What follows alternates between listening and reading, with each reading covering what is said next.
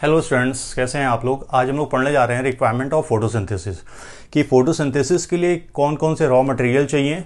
वो liquid stage में plant absorb करता है, मतलब ले रहा है एनवायरनमेंट से, या गैसेस स्टेज में ले रहा है, और उसके अलावा और क्या रिक्वायरमेंट्स हैं। तो इन सारी चीज़ों को आज हम लोग देखेंगे इस लेक्चर में। ओके, तो हमारा टॉपिक क्या है?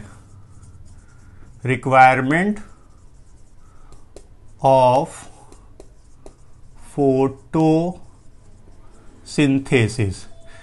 ठीक है, रिक्वायरमेंट्स ऑफ फोटोसिंथेसिस, क्या क्या रिक्वायर होता है। तो जनरल चार चीजें हम लोग जानते हैं। कार्बन डाइऑक्साइड जो गैसेस स्टेज में प्लांट लेते हैं, सेकेंड वाटर जो लिक्विड स्टेज में ले रहे हैं, थर्ड लाइट जो सनलाइट से आ रही है, यानी सन से जो लाइट आने वाली है, और फोर्थ वो एरिया जहां पे इन सारी चीजों का इस्तेमाल होना है प्रॉपर तरीके से, यानी दैट इज द क्लोरोप्लास्ट की बात हो रही है, जिसे हम लोग किचन ऑफ द सेल भी कहते हैं, जहां पे ये पूरी प्रोसेस की जाती है फोटोसिंथेसिस की। तो स्टार्ट करते हैं हम लोग। सबसे पहले कार्बन डाइऑक्साइड की बात करते हैं। तो प्लांट कार्बन डाइऑक्साइड की अगर बात करें यहां पर हम लोग, तो प्लांट जो है एटमॉस्फेयर से CO2 को लेंगे और ये आएगी कहां पे भाई? स्टोमेटा में। ठीक है, ये स्टोमेटा कहां प्रेजेंट है? लीफ में प्रेजेंट है। ठीक है, और देन लीफ से चली कहां जाएगी? Mesophyll cell. मीजोफिल सेल वो सेल है जो फोटोसिंथेटिक सेल जिसे हम लोग कहते हैं, जहां पे पूरी प्रोसेस फोटोसिंथेसिस की होती है, क्योंकि मीजोफिल सेल के अंदर ही क्लोरोप्लास्ट प्रेजेंट होता है। ठीक है, तो अवेलेबल कार्बन डाइऑक्साइड कितनी है? 11.2 into 10⁻14 ton available carbon dioxide है। इसमें से भी एटमॉस्फेयर में जो अवेलेबिलिटी है फोटोसिंथेसिस के लिए वो है 2.2 into 10⁻13 ton in case of atmosphere, जो कि फॉर्मेशन कितना कर रही है? 0.03% गैसेस का। ये इतनी जो अमाउंट कार्बन डाइऑक्साइड के हम लोग देख रहे हैं, ये सफिशिएंट है कई सौ सालों के लिए। हालांकि अगर इसमें कमी हो जाए तो थोड़ा बहुत डिस्टर्बेंस हो सकता है, लेकिन ऐसी कोई उम्मीद नजर नहीं आ रही है, क्योंकि जैसे जैसे पॉल्यूशन बढ़ रहा है ये अमाउंट डिसबैलेंस होने का खतरा ज्यादा है। अब सवाल होता है कि टेरेस्ट्रियल प्लांट तो एटमॉस्फेयर से एब्जॉर्ब कर लेते हैं CO2 को स्टोमेटा के through by the process of gaseous exchange जिसे हम लोग कहते हैं, लेकिन एक्वेटिक प्लांट की बात की जाए, क्योंकि ऑक्सीजन के कंपेयर में CO2 बहुत आसानी से डिसॉल्व नहीं होती है वाटर के अंदर, है ना। तो अब एक्वेटिक प्लांट के लिए कार्बन डाइऑक्साइड का सोर्स क्या है? ये है भाई बाइकार्बोनेट। एक्वेटिक प्लांट जो होते हैं अपने जनरल बॉडी सरफेस के थ्रू एब्जॉर्ब कर लेते हैं कार्बन डाइऑक्साइड को एज अ बाइकार्बोनेट के फॉर्म में। कुछ टेरेस्ट्रियल प्लांट भी रूट के थ्रू बाइकार्बोनेट को एब्जॉर्ब करते हैं। तो ये हो गई CO2। अब CO2 का रोल क्या है फोटोसिंथेसिस में? लास्ट लेक्चर में हम लोगों ने पढ़ा था कि CO2 का रिडक्शन होता है। CO2 का रिडक्शन होता है, किस में रिडक्शन होता है? ग्लूकोज में। अच्छा, बड़ी मजेदार चीज ये है कि ये दोनों जो रॉ मटेरियल हैं, कार्बन डाइऑक्साइड और वाटर, दोनों अलग अलग प्रोसेस में यूज होंगे। एकदम क्लियर कट डिवीजन, और अलग अलग जगह क्लोरोप्लास्ट में यूज होंगे। हम लोग आने वाले लेक्चर में पढ़ेंगे। जैसे CO2 को देखा जाए तो डार्क रिएक्शन में इस्तेमाल होगा, और कहां पे? क्लोरोप्लास्ट का जो स्टोमा वाला पार्ट है वहां पर इस्तेमाल होगा। वही वाटर की अगर हम लोग बात करें तो वाटर कहां इस्तेमाल होता है? पहले लाइट रिएक्शन में, और लाइट रिएक्शन कहां चलती है? ग्रेना, या जिसे हम लोग थैलोक्वाइड कहते हैं। तो अब नेक्स्ट आ जाते हैं वाटर पे। वाटर क्या? Water is the reactant as well as product. तो फोटोसिंथेसिस की प्रोसेस अगर देखी जाए तो यहां पर वाटर जो है, इसे मैं रफ कर देता हूं तो ज्यादा क्लियर समझ में आएगा। हमको बार बार फोटोसिंथेसिस का रिएक्शन ध्यान में रखना है। अगर रिएक्शन हमको ध्यान में रहेगा तो बहुत सारी चीजें बहुत आसानी से क्लियर हो जाएंगी।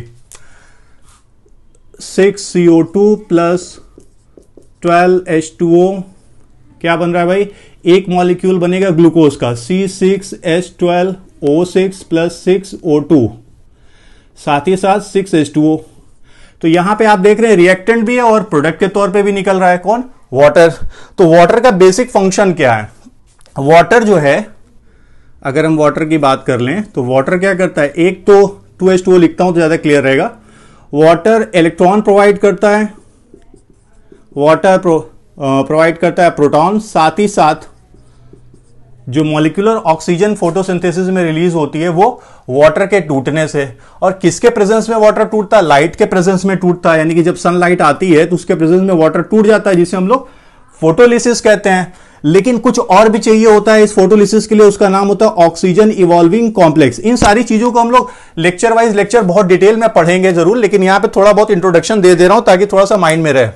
अब आ जाते हैं proper, water is reactant as well as product. तो दोनों चीजें हम लोग देख ली कि यहां रिएक्टेंट भी है और प्रोडक्ट भी है। कैसे प्लांट अब्सॉर्ब करते हैं वाटर को, तो सॉइल से वाटर गया रूट में एंड देन रूट से कहां चला जाता है, वेस्कुलर टिश्यू। वेस्कुलर टिश्यू कौन सा हो गया भाई यहां पे, जालिम वाला, जालिम नहीं एक्चुअल में हम लोग जाइलम कहते हैं। तो जाइलम क्या करता है, इस वाटर को प्लांट के सारे पार्ट में ट्रांसपोर्ट कर देता है, यानी कि यहां से ये मेसोफिल में भी पहुंच जाएगा, मेसोफिल ऑफ लीव्स। तो अब सवाल ये कि जो सॉइल में वाटर है, किस वाटर को प्लांट एब्जॉर्ब करेगा। भाई रेन वाटर आ रहा है तो अब वहां पे भी कैटेगराइजेशन है सॉइल वाटर का, हम लोग देख लेते हैं। पहला होता है कैपिलरी वाटर, यहां लिखा है, दूसरा है ग्रेविटेशनल वाटर, तीसरा है हाइग्रोस्कोपिक वाटर, फोर्थ है वाटर वेपर और फिफ्थ है कंबाइंड वाटर। इन सबकी कैटेगराइजेशन हम लोग पढ़ेंगे मिनरल न्यूट्रिशन और ट्रांसपोर्ट ऑफ वाटर जब हम लोग पढ़ेंगे उस वाले चैप्टर में, तो वहां देखेंगे। फिलहाल बस बात कर लेते हैं कि वो वाटर जो अवेलेबल होता है for the process of photosynthesis, यानी कि प्लांट जिस वाटर को एब्जॉर्ब करते हैं। तो टोटल वाटर जो प्रेजेंट होता है इन द सॉइल उसे हम लोग बोलते हैं होलार्ड। यहां पे टर्मिनोलॉजी क्या दी जा रही है, होलार्ड। अब इसको दो कैटेगराइज किया गया है, वो वाटर, इस टोटल में से भी वो वाटर जो अवेलेबल होता है फॉर द प्लांट्स उसे हम लोग बोलते हैं क्रिजार्ड, और वही जो अनअवेलेबल वाटर होता है उसे बोलते हैं कार्ड। अवेलेबल वाटर में 75% जो वाटर होगा उसे हम लोग बोलेंगे कैपिलरी वाटर, यानी कि फोटोसिंथेसिस या प्लांट जिस वाटर को एब्जॉर्ब करते हैं सॉइल से वो कौन सा वाटर होता है, कैपिलरी वाटर। वही 25% यानी इस कैपिलरी वाटर में से भी 25% कैपिलरी वाटर अनअवेलेबल होगा, सारा का सारा कैपिलरी वाटर एब्जॉर्ब नहीं किया जाएगा बाय द प्लांट।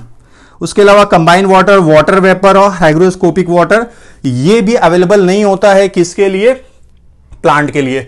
तो कार्बन डाइऑक्साइड जो गैसेस स्टेज में एब्जॉर्ब की जाती है, वाटर जो लिक्विड स्टेज में एब्जॉर्ब किया जाता है बाय द प्लांट, दोनों चीजों को हम लोग देख लिया। कौन सा वाटर अवेलेबल है, इनका रोल क्या है, ये भी हम लोगों ने देख लिया। अब आते हैं लाइट पे। तो सबसे ज्यादा इंपॉर्टेंट लाइट कहां से आ रही है, सनलाइट, सन से आ रही है, सनलाइट की बात हम लोग कर रहे हैं।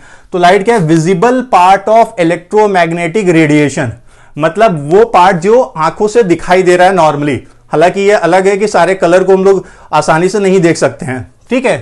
तो अब लाइट में कौन सी लाइट, किस रेंज की लाइट फोटोसिंथेसिस में इन्वॉल्व हो रही है, उसे हम लोग बोलते हैं पार। पार का मतलब यहां पर हो गया फोटोसिंथेटिकली एक्टिव रेडिएशन। इसका रेंज होता है 400 टू 700 नैनोमीटर, यानी इस रेंज की लाइट जो है वो फोटोसिंथेसिस में यूज होगी। सिर्फ इतना ही नहीं लिख देना कि भाई लाइट यहां पे प्रेजेंट है, ठीक है, और फोटोसिंथेसिस, हमको यह भी जानना पड़ेगा किस कलर की लाइट, किस वेवलेंथ की लाइट फोटोसिंथेसिस में इस्तेमाल होती है।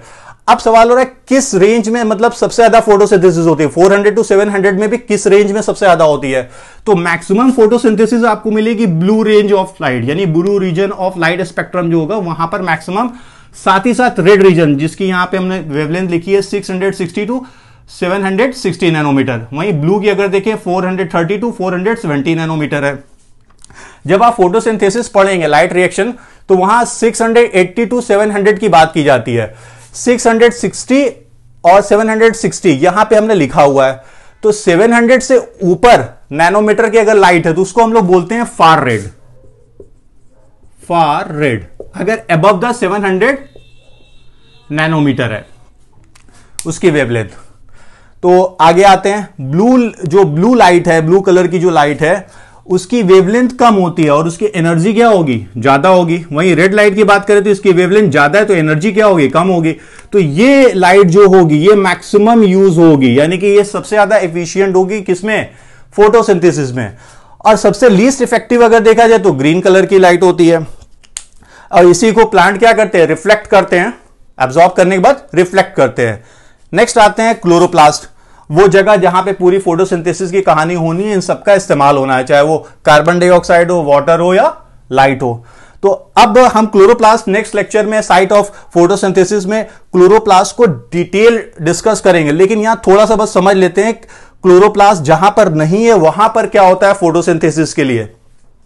तो जो फोटो ऑटोट्रॉप्स हैं, यानी कि जो लाइट के प्रेजेंस में फोटोसिंथेसिस करते हैं, उनमें क्लोरोप्लास्ट या क्लोरोप्लास्ट के अलावा भी कुछ होता है। तो यूनिसेलुलर और मल्टीसेलुलर यूकैरियोट की बात की है, मतलब जितने भी यूकैरियोट हैं। अब यूनिसेलुलर में कौन आ जाएगा, सारे प्रोटिस्टेंस आ जाएंगे, सारे प्रोटिस्टेंस का मतलब वो जो फोटोसिंथेसिस कर रहे हैं, जैसे क्राइसोफाइट्स की बात की जाए, यूग्लेनाइट्स की बात की जाए, तो ये उसके अलावा मल्टी सेलुलर यूकैरियोट्स। अब मल्टी सेलुलर यूकैरियोट में ऑल टेरेस्ट्रियल प्लांट, ठीक है, यानी कि जिम्नोस्पर्म, एंजियोस्पर्म, उसके अलावा एल्गी, एक्वाटिक है एल्गी, इसके अलावा टेडोफाइट्स हो गया, ब्राओफाइट्स हो गए, इन सब की बात करें तो यहां पर जो फोटोसिंथेटिक अपरेटस है वो क्या है भाई, क्लोरोप्लास्ट। पूरी मशीनरी जो होगी वो कहां पर होगी, क्लोरोप्लास्ट के अंदर ही होगी। और इसमें क्या प्रेजेंट होता है, क्लोरोफिल। ये क्लोरोफिल लाइट को एब्जॉर्ब करता है और फिर कन्वर्ट करता है केमिकल एनर्जी में।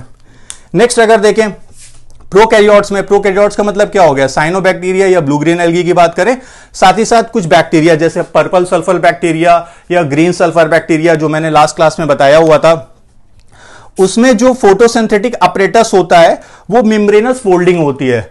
एक्चुअल में क्लोरोप्लास्ट जैसा नहीं होता है, बट क्लोरोप्लास्ट के अंदर जो थैलोक्वाइड होता है उस तरह की कुछ फोल्डिंग होती है। इस फोल्डिंग को हम लोग बोलते हैं क्रोमैटोफोर या क्लोरोसोम्स। यहीं पर आपको क्लोरोफिल मिलेगा। हालांकि बैक्टीरिया के अंदर जो क्लोरोफिल होता है उस क्लोरोफिल को हम लोग बोलते हैं बैक्टीरियो क्लोरोफिल, जबकि ब्लू ग्रीन एल्गी के अंदर जो क्लोरोफिल होता है वो सिमिलर टू प्लांट क्लोरोफिल, यानी क्लोरोफिल ए की बात की जाए, ठीक है। तो क्लोरोफिल ए की अगर हम लोग बात करें, यहां पे मैंने लिखा हुआ तो इसलिए बता देता, क्लोरोफिल ए जो है ये सारे ही फोटोसिंथेटिक ऑर्गेनिज्म में पाया जाएगा। वो सारे ही ऑर्गेनिज्म जो फोटोसिंथेसिस कर रहे हैं और ऑक्सीजेनिक फोटोसिंथेसिस कर रहे हैं, वहां पे क्लोरोफिल होना तकरीबन तय है, 100% ये प्रेजेंट होगा। बी सी डी वेरी कर सकता है लेकिन ये हर हाल में प्रेजेंट होगा। हायर प्लांट की अगर बात करें तो क्लोरोफिल ए और बी जरूर प्रेजेंट होता है। तो क्रोमेटोफोर या क्लोरोसोम जो कि प्लाज्मा मेम्ब्रेन फोल्डिंग है, थैलोक्वाइड लाइक स्ट्रक्चर होते हैं, यहां पर आपको जो फोटोसिंथेटिक पिगमेंट है ये एसोसिएटेड होते हैं। उसी तरह क्लोरोप्लास्ट के अंदर देखें तो थैलोक्वाइड के अंदर आपको क्लोरोफिल मिलेगा।